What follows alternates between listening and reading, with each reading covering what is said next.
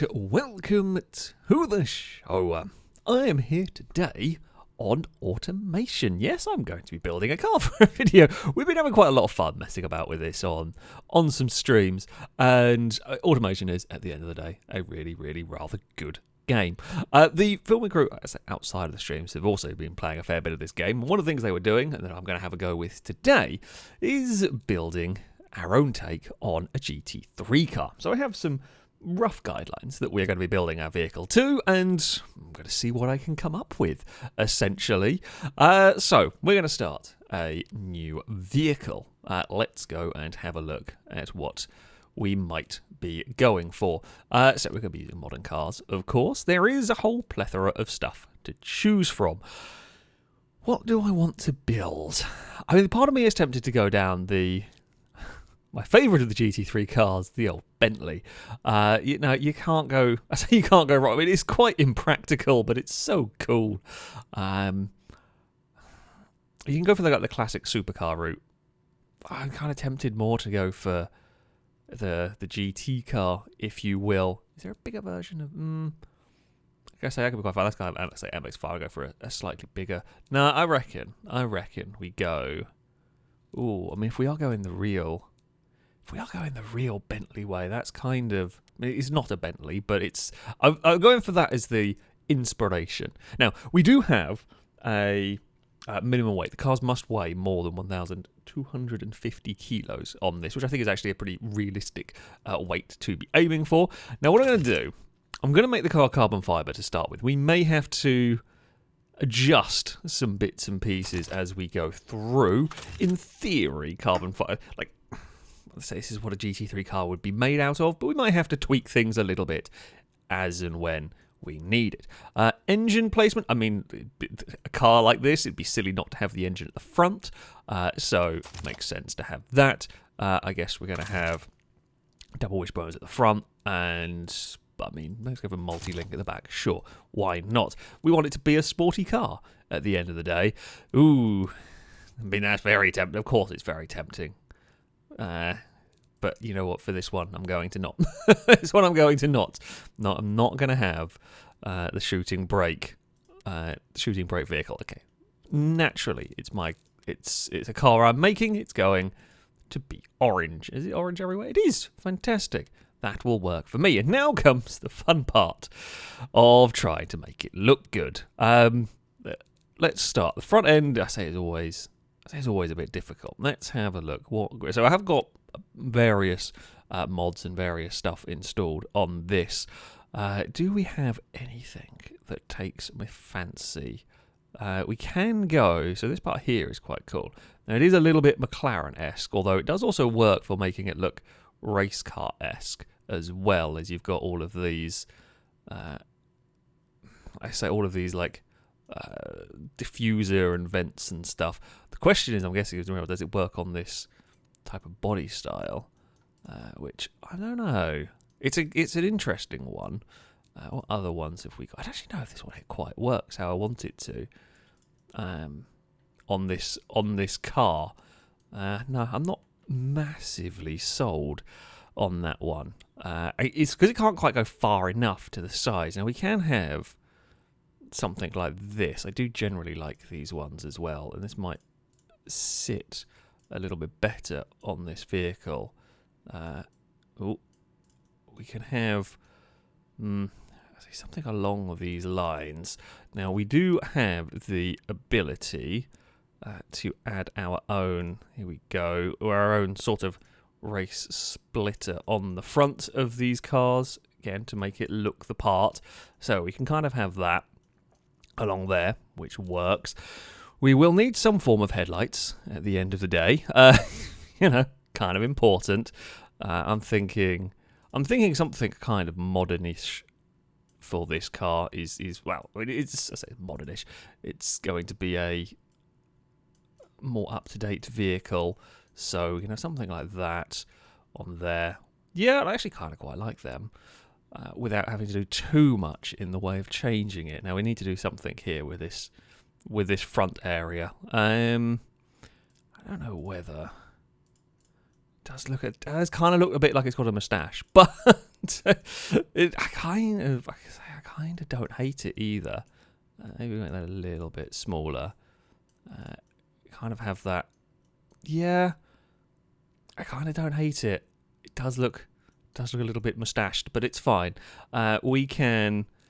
Where were? There we go. We can add, of course, the all-important badges to the car. You know, you got to promote the brand that you are selling. If it's a race car kind of thing.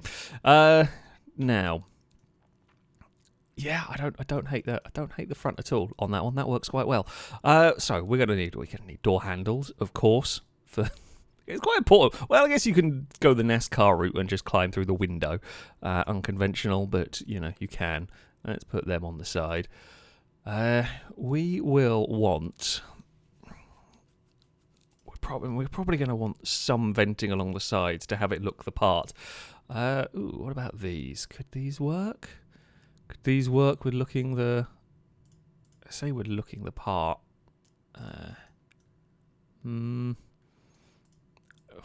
If we extend that up... it's kind of a shame you can't have like the body lines going through some of the bits. When you have got like the line there. No, not quite sure about that one particularly. We could go for, okay, right, exhaust-wise. Side exit exhausts. I don't know if they were on quite a few of the GT3 cars. I'm pretty sure the Bentley itself had the side exit exhaust. So let's go for that. Let's have it on both sides. Why not? We will place those down here, and then we will get a smallish vent that I can, place over it to have it as, the exit. Maybe a little higher. There we go. I want the exhausts. Nope. I said exhausts. That's the one. We want to place those more central on there. Okay. So we've got side exit exhausts on, both sides. That's good. I'm reckoning we're going to want... now, it says hood vents. Do we reckon these, though, could work? Could they look the part along the side down here? Not sure. Not sure if I like them there. Do we just have a solid line of them at the same height? I guess something like that. I don't know. I kind of like it. Not totally sure on it. We could definitely go for... I feel like I want... Is it this one here? I want to sit up on the fenders a bit. Have I got space? Yeah, they can kind of sit up there. I've just realised I've done this. And what I'm going to probably want to do that I haven't done is make the body widen out the wheel. Maybe not quite that crazy or wide. Widen these out so that we can get bigger tyres if needed. Should always start with that. Right. Okay, the exhausts have come out the front. Why have you gone to there, exhausts? Why have you wandered so far forward? Then we can make that a little bit wider, and then we can set that down. Right, okay, it's happy. It's happy enough with that. So the wheel's currently going to look a bit silly, but that's fine. That can be adjusted as time goes on. I feel like we need to do something with the bonnet. We need some sort of venting, some sort of something on there. Where was the scoops? That's possibly where we want to go. Maybe for this. We're not going to go for a big old a blower. Of course we're not. Maybe something like this could look cool on the car. Kind of. Yeah, it does look... it's kind of looking muscle car-esque, which is kind of the point. I've got something stuck there, which is not ideal. But, alas, what can I do? I'm looking for... I don't know whether this is going to end up looking a little bit busy on the bonnet. even, but if I was to place, place these kind of, maybe I have to make them a bit shorter, kind of like I just sit slightly more flush on the bonnet as well. I'm not 100% sure on the purpose of them at the moment, like from an aerodynamic point of view, but I don't know. Kind of, there's a weird sort of, it's not really a Viper, but I guess it's just the overall shape, getting a bit of Viper reminiscent coming through. That's fine. Okay, we'll go with that for the front end for the moment. Now, importantly, we have got a wing to deal with. I am just going to go and reload the game, though, to get rid of this thing that's stuck on the cursor, which I have never seen before. Right, okay, we are back. Only to go out to the main menu, it's fine. Now, wings, that is important. What is that? I don't know, again, there's a load of mods going on. I'm going to not worry about that. There's lots of wings for this. Now, being a race car, we are going to want, I mean, there is technically a GT3 wing in here. I mean, the Group C wing's cool, but I guess that is a little bit. We've got this as a wing that is, I guess it is definitely the style. You can have it be a little bit taller if we wanted. I'm thinking, as I'm looking through here, I'm thinking, I mean, that one there's quite cool.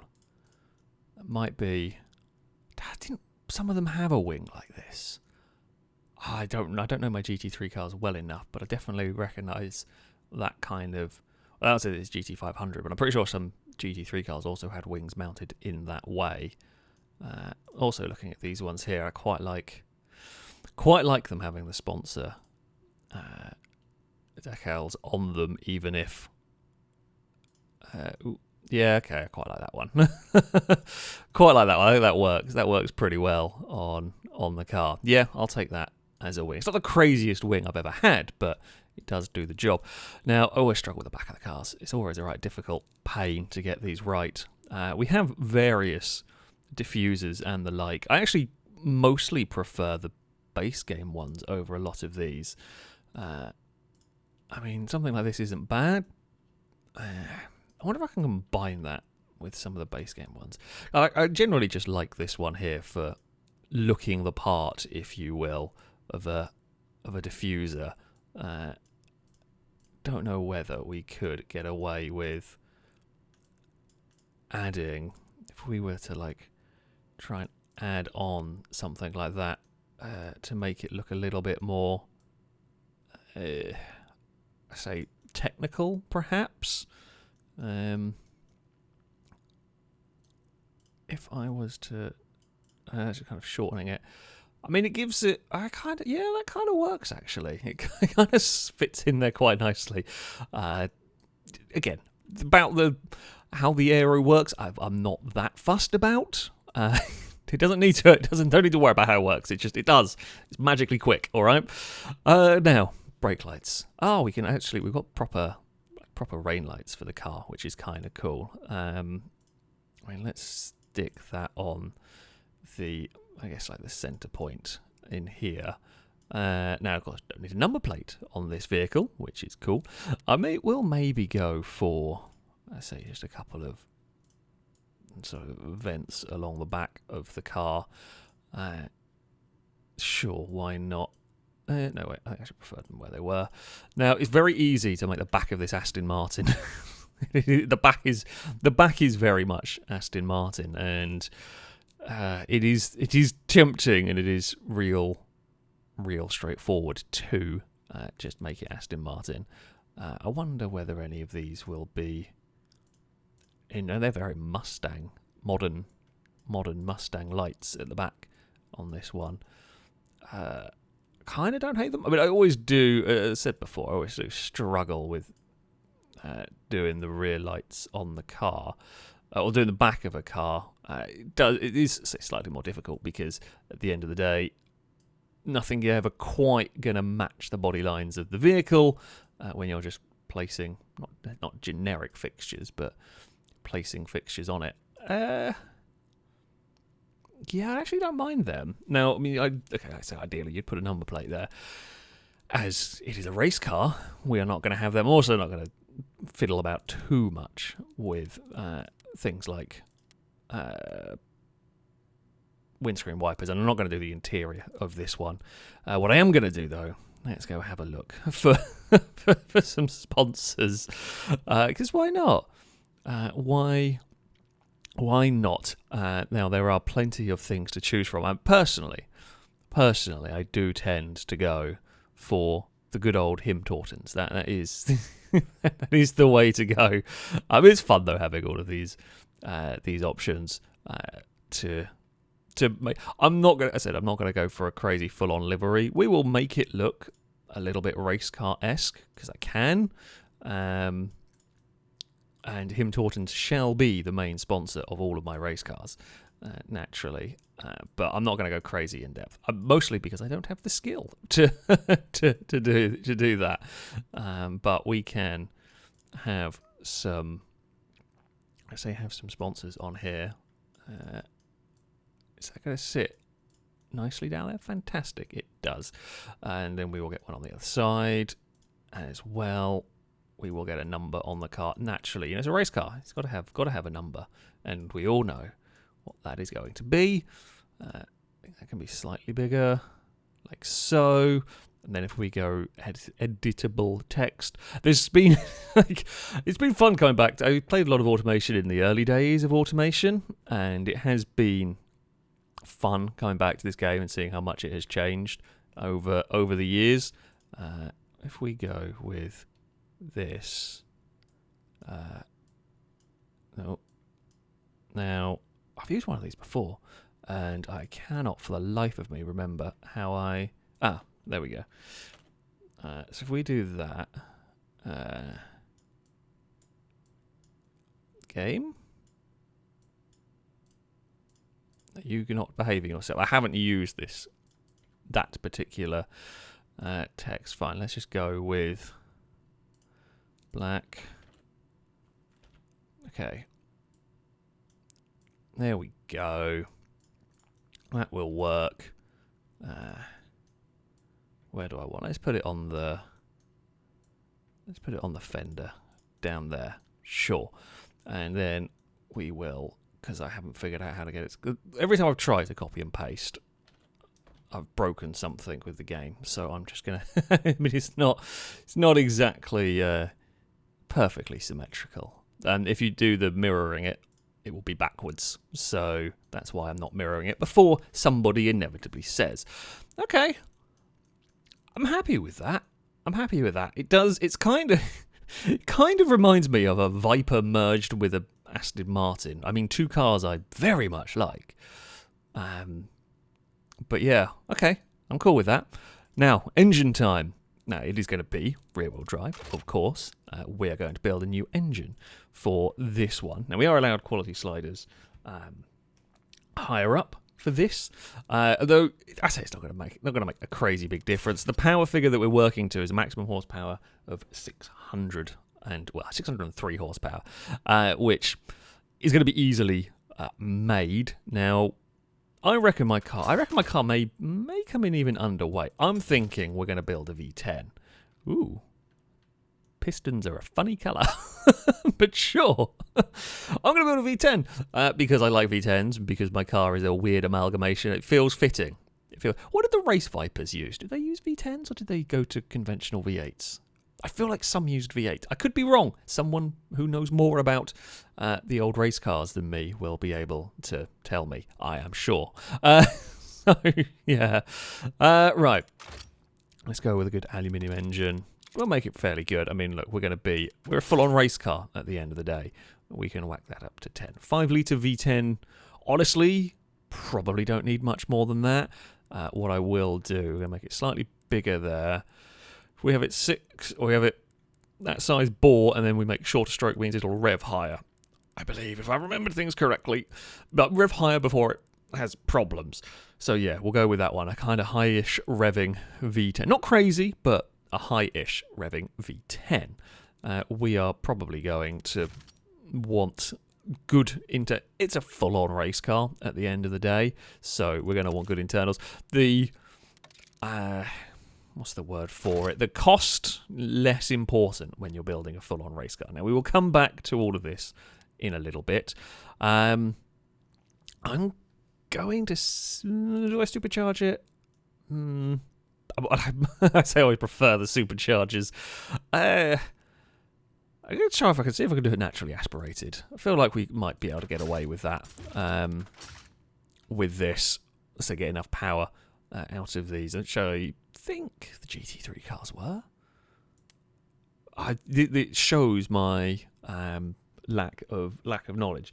Now we were using the rough rules I was working with, using the ultimate in the fuel, which would make sense. Oh, that was not quality. That's manifold size, which we might have to change, but we will come back to you.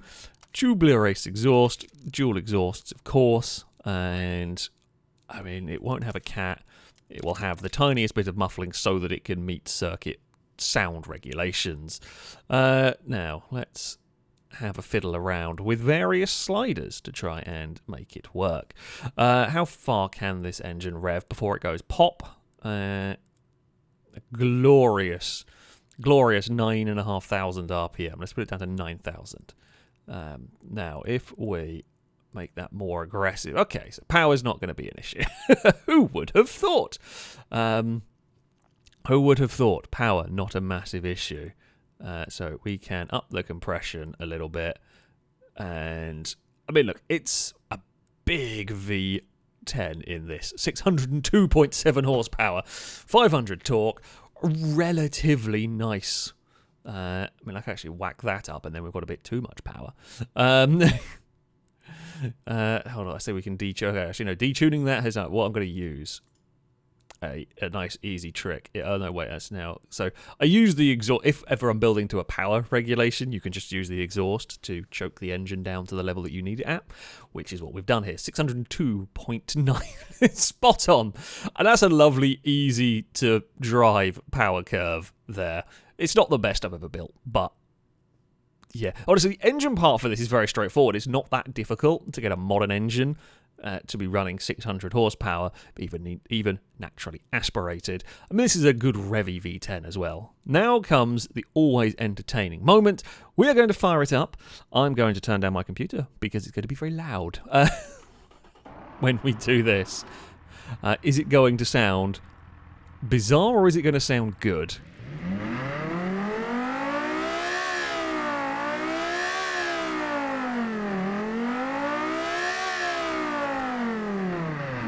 That's a pretty good sounding engine. I've had some very weird sounding engines idle, but no, this one just sounds like a race car, to be honest with you. We can turn that one off. So I do like this as well. We can paint the engine. You can go into loads of detail painting all of this if you want. So yeah, you can get really carried away with the fine details of the engine, which is cool. So for example, let's say we wanted to paint the sump. Well, you'd probably paint it black and so on. You can do that. You can paint all the little bits. Very cool. Very cool to have that. I mean, really, if we're doing this fail race style, the engine should be quite orange. So let's go for that one. Cool. So 602.9 horsepower, 9,000 RPM from our 5-litre V10. Feels a very fitting engine. So we're going to have maybe a sequential box, 6-speed would make sense, and it's going to be using a clutch race LSD. It's a full-on race car. We're probably going to want to push it, 210, maybe 215 will be a reasonable goal for the car, I think. Oh, one thing I forgot to do. Just realised. Just seen it now. So radial race mediums are the tyres. Now the size limit, it was 325s. Well, you know what? I'm happy enough with 315s, and we will run slightly smaller at the front, trying to keep the handling balance that I personally would like. We will put those wheels out to fill the arches. We get carbon fiber wheels. Before I do continue, before I forget as well, we will change the wheels because the Steelies are not it. We want modern sports car, essentially. Something like that, maybe. Looks like it would fit on a race car. Yeah, I kind of quite like those. They do look a little bit like, oh god, was it the Team Dynamics wheels that always put on Forza cars because they're just light? They do sort of look a bit, a bit like one of their wheels, which I think works for the car in general. Right, okay, 215 clutch LSD seems good. We'll have that as there. Brakes, look, it's a race car, so for this one we get to go pretty crazy. I say crazy, but you know, it's a high performance vehicle. This so carbon tracks. I mean, you want slightly less powerful ones at the back, but we're still going to want some powerful braking going on here. We will whack that up as well. I mean, let's give it some good quality brakes. So under tray, race diffuser. You know, I'm going to not put an active wheel. I mean, I know technically I don't think in Beam, but we're not going to put an active wheel on the car because I don't think GT3 cars would have had active aero going on. We will want lots of brake. I say lots of brake cooling. We will want a good chunk of brake cooling going on there, and probably a good chunk of engine cooling as well. Required cooling is 361. Okay, so yeah, at 50 it just makes it. I reckon a bit more leeway. You know, the race teams could just get the tape and tape off the cooling if they need to, right? That's how it works. I'd rather have too much than too little. A race interior. I mean, again, I know this is automation-wise. I mean, I guess a race car would. I guess you'd have a basic HUD. Like you will have information. You won't have like a full infotainment system, but you know what? You'd have some basic HUD stuff. I think my car's going to be too light just looking at this, but we will see. Right, let's have. Do we want? No, I'm going to say no assist are allowed on this. Technically, the safety would be really good on these because they'd be all roll caged up and really heavy duty, so that's fine. Now, I guess they wouldn't really have active suspension. Technically speaking, you wouldn't have active on most cars. I don't know whether semi-active just means like it could be. I'm gonna say that it's like adjustable rather than full on like the old Formula 1 car levels of active, because I feel like you start going that's when you start getting to the full on I don't know, like the Formula 1 levels of they could adjust going around the corners and whatnot. Yeah, you know, you try to find. I love how this is technically a muscle premium. No, this is a full-on track car. I'm not quite sure. Not quite sure why. Although I don't really necessarily read too much into that one. Now, detailed statistics. Grip should be immense from this car. I'm not quite sure why it is. It's probably like, okay, so I'm not going to go into crazy levels of tuning with the suspension. The reason why I tend to put it on sport is when the car gets imported into Beam, that's just nicer to drive. That's way too stiff. Now, we can tune some of that stuff out, so I'm not going to worry too much about this stuff here. What I did want to look at is what is the car's weight. So the car is, as expected, it is a little bit underweight. Now, that is something that I can change. That's not too much underweight either. So what I can do, I'm going to have this as essentially like adding ballast is the logic in my head for it. Is that is just adding a bunch of ballast into the car. It is not added anywhere near enough on that. Okay, we need to make you a little bit heavier. Now, how do I do that? I say easily. I guess, okay, engine-wise, will that engine blow up if I make the engine a bit heavier? Okay, still the same power. How are we doing on the overall weight? That has not changed the weight. How has that not changed the weight? I guess maybe it wasn't much difference. I mean, the easy way to do it, easy-ish way to do it, if we went partial carbon fibre on the panels on the vehicle rather than full carbon fibre, 1,228. Ah, we're close. We're close. I mean, I don't think I'm going to make... All right, quick, add on the weight in the... Okay, right. Well, those wheels are so heavy. Right, okay. Alloy wheels? Okay, we'll stick with the alloy wheels. That's a bit of an unconventional way. In reality, you would add ballast just to put the car up to... you would want to make your car below the weight requirement so that you can then add ballast into it. That would be the better way of doing it. I love that I've just seen this. It's 22 miles a gallon. That seems good for a race car. It costs, I mean, okay, approximate cost to build, like, I guess that's like approximate cost to buy. That's like materials and all manufacturing. $200,000 seems not unreasonable for a GT3 car. The tyres are wide. Ignoring that, tyres low profile, I'm going to ignore that. Front profile is very high. This might be a bit of a locking up machine, would be my one concern. We probably want to whack the rear brake force down. The reason I say that is it's very easy to get automation cars that just desperately want to lock the rears. So we're going to turn that down a little bit on there. Right. I mean, I'm happy with this car. I think so. I think I am. So we will export it. Here we go. We'll load it up. Here is our car in all its glory. I'm going to export it into Beam, and we are going to see how my pseudo GT3 race car is going to handle. So, the car is now in Beam. I have noticed a couple of things. First of all, there is a random hole. I don't know why. Let's not ask questions. And for some reason, the number 1 has no texture.